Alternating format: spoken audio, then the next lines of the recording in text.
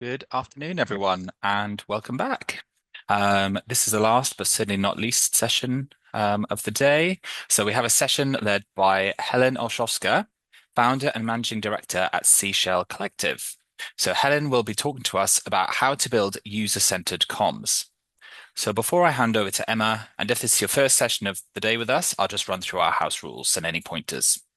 So there'll be time at the end of the session for questions. So please, as usual, use the Q&A section at the bottom of the Zoom bar, and we will cover these off at the end.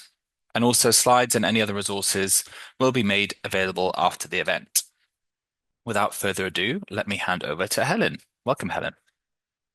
Thank you so much, James, and massive thank you to everyone who is joining this session on this very hot day. I'm sure listening to me talk about strategy for user-centered comms is exactly what you want to be doing at this time of day on a hot day. But let's give it a go, shall we? So I'm going to be talking about how to build user-centered comms, but I also wanted to touch on the shift that I think that's happening from comms to engagement-led strategies. So a little bit about me to start with. Obviously, the most important thing that I do is be a freelance writer for Charity Digital. But aside from that, I'm also a content marketer and strategist in the charity sector, previously worked in-house. So let's think about what I was talking about and what that kind of means, that shift from a communications-led strategy to an engagement strategy, and how that ties in with being audience-led or user-led. So I think in sort of a traditional communications-led strategy, it might be led by the charity's objectives, it might be led by particular channels where you think the audience is present and you try and maximize your presence on those channels. And it might be about broadcasting those key messages around the issues that you're working on. Often the kind of communication can be quite transactional, often because you're sort of focusing on mass media. But I think there is a shift happening for a number of reasons over to a more engagement-led approach. So thinking more about being audience-led or user-led, as we're talking about. Thinking about rather than channels, what are the needs, interests, and behaviours of the audience that might inform how we organise our communications. Tailoring key messages more. I know that's something sort of we've always done, but increasingly tailoring key messages to particular audiences. And this move from sort of transaction to more conversation. I think it's being led by a number of things. So the need, which we've been talking about for a long time in the charity sector, to break down silos and have a more joined up approach. So particularly between sort of fundraising and communications, for example, but other silos exist as well, as I'm sure you know. I think it's also sadly being driven by cuts to budgets and staff, which means that we need to do more with less. So we're thinking less about maximizing a presence on a channel and more about how to reach people in the most sort of efficient and effective way. I think it's possibly also driven by the concentration of power in fewer hands if we're trying to drive change. I think that's certainly the case for sort of wealth and funding, but in other areas too. And I think finally, and most importantly, it's being driven by the needs of our audiences. I increasingly, on projects where I'm doing user research, I come across that need for connection and community, which I think fits in particularly with the work that happens in the charity sector. So if we're organising communications around being user-centred, what are the principles that we're working to? So I know we're talking about being user-centred and it's important, but I hate that word user. So let's think about it as being kind of people-centred, bearing in mind that obviously you all work on different causes and creatures and places are also very important. So we're centred around the needs of those things as well. But we're really thinking about, when we're being user-centered, about behaviours, interests and needs. So behaviours can be quite obvious. So we often organise around those behaviours, like newsletter subscribers, for example, or regular givers on the fundraising side. Interests take a little bit more work. So we sometimes assume interest based on how someone is connected to our organisation. So a health professional, for example, we assume that they just have a professional interest in the work that we do, but that often doesn't tell the whole story.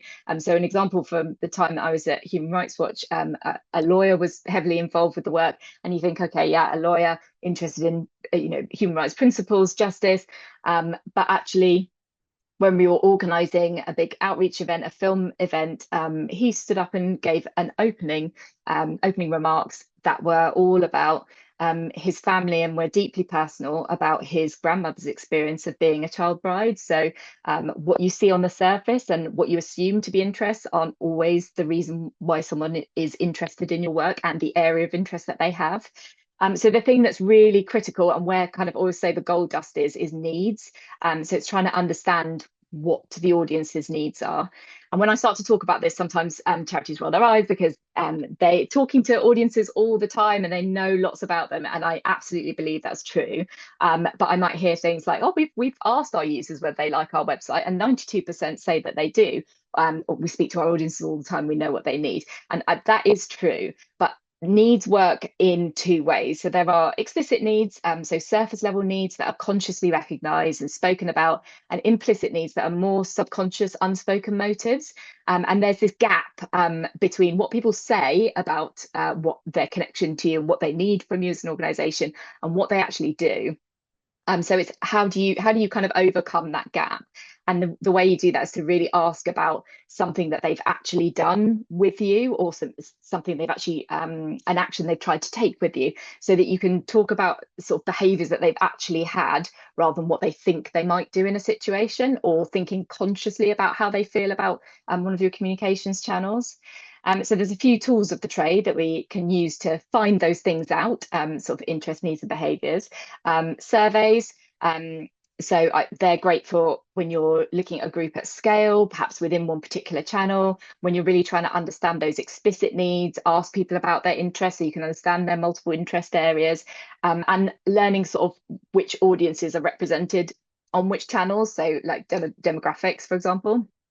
And then insight interviews, which I think can be absolutely brilliant for understanding those implicit needs, which really help to drive your communications to really connect at an emotional level.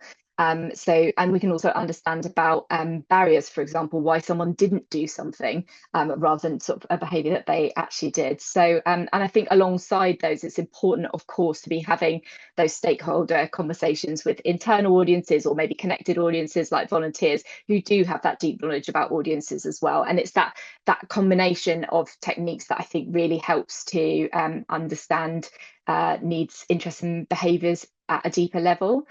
And just thinking again about, okay, well, if we're talking to audiences and we want to understand like the and like go along with the shift from comms to engagement, what questions can we be asking? So, for example, you might ask about media consumption in a survey, and you might ask a question like, which newspapers do you read? Because you want to know where you should be focusing your media relations. But actually, a better question, if you're thinking about being more user-centered, more people-centered, is where do you go for your news about whatever issue you're working on? I've said cancer prevention here, for example. And so you've gone from that semi-closed question to a really broad open one, and being kind of agnostic about what channel they're actually going to come back with. And then also thinking about that shift from what to when. So rather than like, what do you think about our websites, the example I gave before, thinking about a specific instance of when someone has done something. So when you last visited our website, what did you go there to do? What were you looking for? And were you able to sort of complete that action, for example? And just to give you a couple of sort of more real life examples of when I've run projects using these techniques to try and be more people-centered, try and help organizations be more people-centered, come across a few things. So the first project I'm going to talk about is a social media one. An organization wanted to find out who followed them on Facebook. So I ran a stakeholder workshop to establish who they were trying to reach and what the goals for the project were, a survey to learn about the audience relationships with the organisation, ask about those explicit needs, and insight interviews to understand those implicit needs. And I would always run at least 5 interviews. There's research to show that once you've run 5, you should start to see those common themes that are enough for you to make assumptions about the audience more broadly. And what we actually came up with was like a foundation. We understood a lot more about the audiences and who they were, why they were connected, but came up with a sort of foundation for their content strategy on that channel that was based around help, connection, and hope, because those were the sort of consistent themes that came across in terms of those deep implicit needs that people had for connecting with the organisation on Facebook in that way. I also ran another project again about Facebook's obviously problematic at the moment. So it was thinking about resourcing Facebook pages because an organisation had a number of pages, and that's increasingly an issue in terms of thinking about our sort of content strategies. How do we actually resource them with shrinking budgets and often kind of shrinking teams as well? So with that one, I took a slightly different approach. We did a survey with the audience first. It was way too large to do like representative insight interviews. So we just focused on a survey, and then had a really in-depth stakeholder workshop because there were lots of staff and volunteers involved at a local level that had really good knowledge that we were able to sort of think about, and tried to understand what were the needs for using this channel. Was it the right channel? Were the audience represented there? And what were the needs for using that channel, particularly, or that platform? And found that actually it was probably the right platform, but perhaps being used in not the wrong way, but in a way that didn't squarely meet what the need was. And that need, again, was for like communication, two-way communication and connection. And actually, a Facebook group can do that much better than a Facebook page in some instances. Another example was an email marketing audit. So again, went through those similar steps, not always in the same order. But what we ended up with were content pillars for the email program, understanding what the sort of areas of interest were and those deep implicit needs that people had for information from the organisation. And for example, one of the things that came out was that, whatever's in the news, we're really kind of driven by what the headlines are and the things that are coming up about this issue in the news. And we're able to do a bit more research on that and learn that sort of misinformation around that issue was coming up a lot in the news. And the organisation's recently run their kind of major annual campaign on misinformation as well. So it's obviously been a really, really interesting and effective finding for them. And also managed to capture information on interests so that we could use those actually as part of the sign-up process for emails, so that they've now got the option going forward to create dynamic content within each email. So it's the same amount of work, but there's dynamic sections that mean that the email that goes to people can be more personalized. So lots of kind of positive practical tangible outputs from understanding users better and really centering them, or people, let's get people better and really centering them. And then, as I was kind of talking about at the beginning, I think increasingly there are power dynamics at play that mean that the people we want to influence on a certain issue are actually quite a small number. So I think, although it's something that we might do sort of in external affairs, I think that doing power mapping when we're coming to think about communication strategy is going to become more mainstream. So, being people-centered, but understanding the small group of influential people that we need to communicate with, and thinking really creatively about the different types of communication methods that we might use to reach that smaller group of people who've got sort of big influence. And so I've got a couple of examples of things that you could do here. So the first one is that power interest matrix.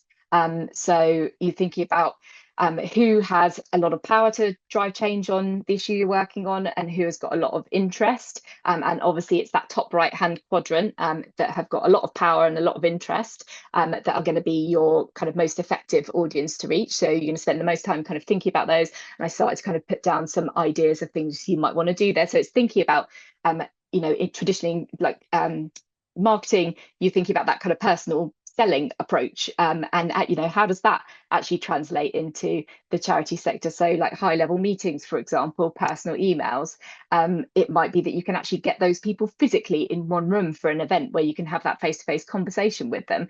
It might be that you bring them into your communication strategy to help them amplify your message. So they could be podcast guests, they could be guest bloggers or newsletter authors. So just thinking differently about communications and how you're involving audiences in them.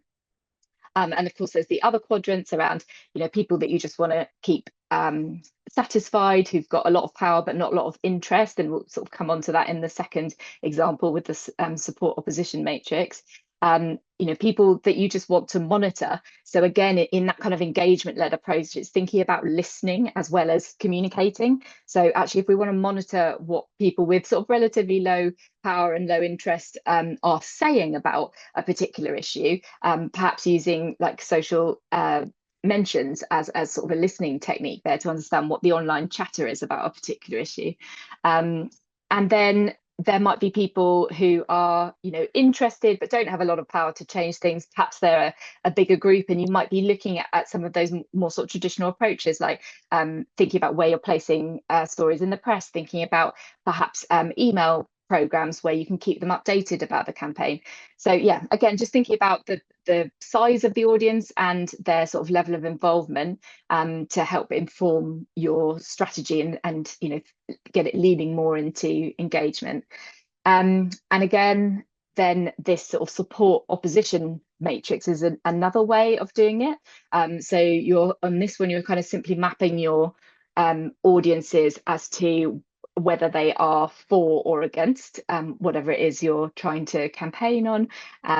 And you're thinking about the size of the circle being the size of the audience, and trying to sort of make decisions in that way. And I think this is something that's come up a lot with clients recently, actually, in that we do this wonderful kind of campaigning and advocacy, but often we are talking to a room of friends, as one of the CEOs I've been working with put it.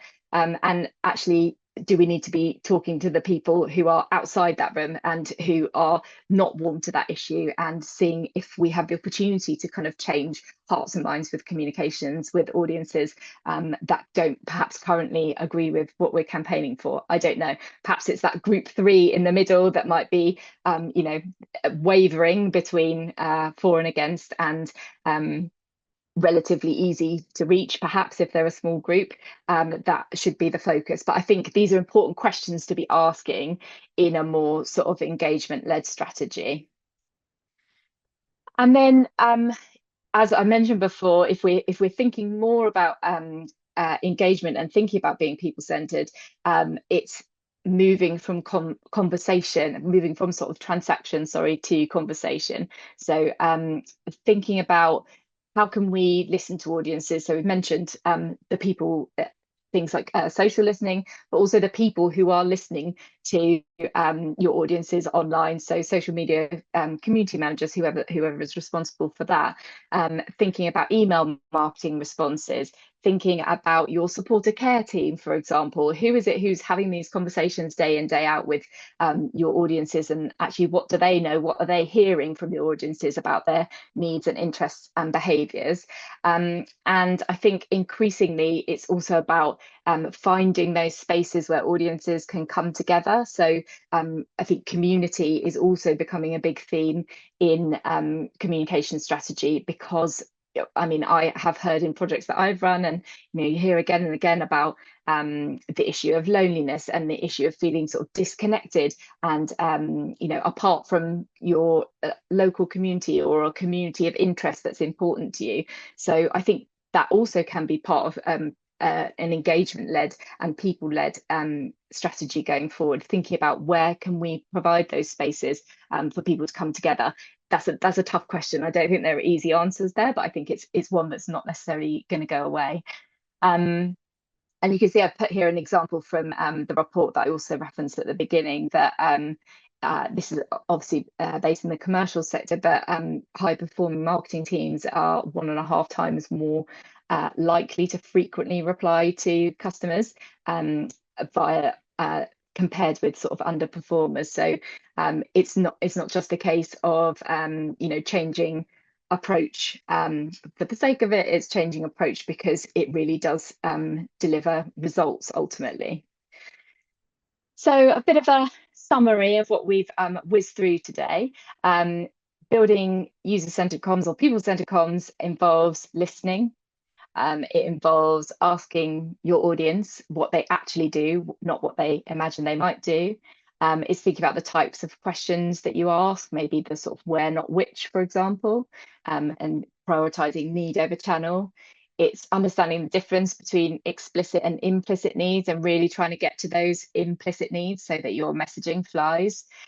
Thinking about who has the power over the issue that you're trying to change and organizing your communications approach around that and around those people, and prioritizing conversation over transaction.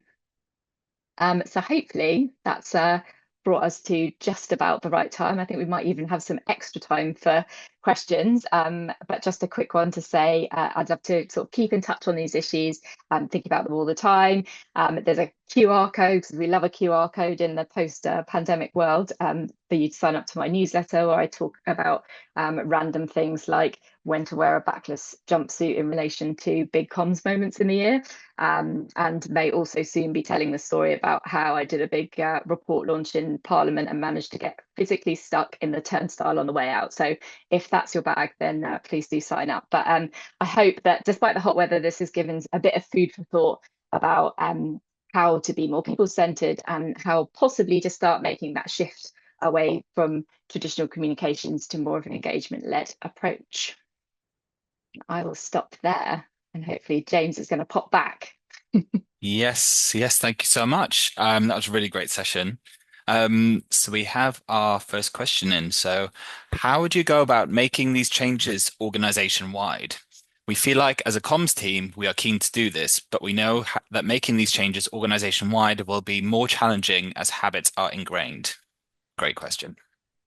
Great question, always tricky. And I always say with any kind of strategic change to have your kind of your blue sky, your dream, this is what we want it to be, but then start small and start with pilots.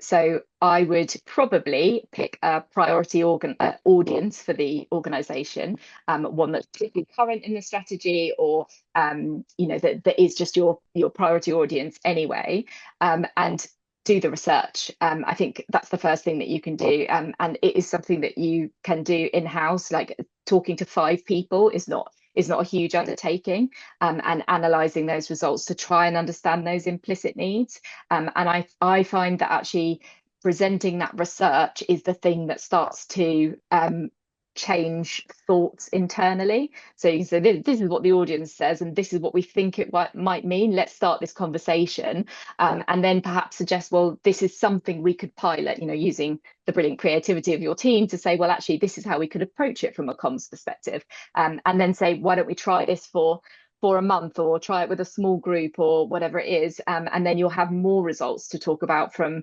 the behaviours as a result of your actual kind of communications. So that's how I Brilliant. would try and do it. Yeah, start small and hopefully it'll snowball. Definitely. Brilliant. Another great question, which is probably probably a few organizations will resonate with this. So, are there any hacks to find out at least some of this data, e.g., who your audiences are or what they want, when you don't have the resource to run brand awareness and surveys? Well, I mean, I would say that you don't need to be doing a big brand survey, or commissioning an agency to do this research. So I think even with surveys, you can design a survey, think through the sorts of things you want to find out, and go back to that thinking, how can I ask the broadest question possible that allows the person to tell me how they approached something or what it is that they need, and also think about the broadest question, and also thinking about asking them about something they actually did.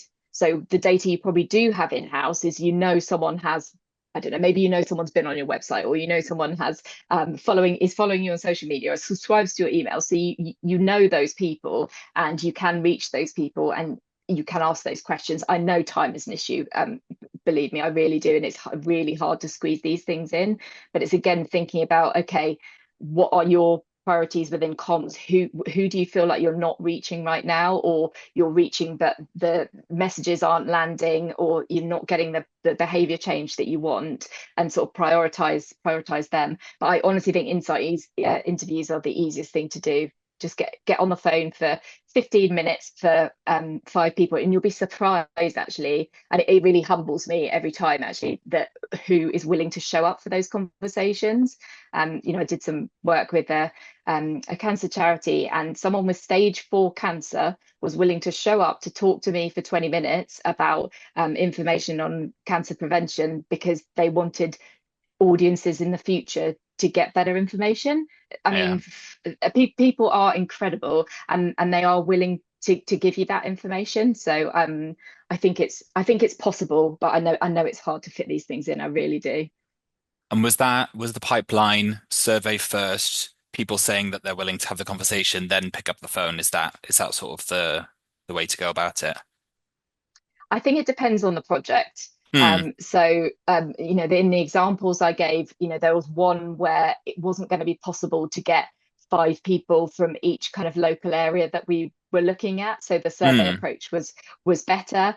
So I think yeah, it's taking the goal of the project, which obviously you've got Yeah. to establish first, and thinking about which of those methods, or combination, or all of them, is the best fit to help you find the information to meet that goal. But generally, I would start with a internal stakeholder workshop, and then I would move on to like the broader survey information, which sometimes can help you build an interview guide for insight interviews.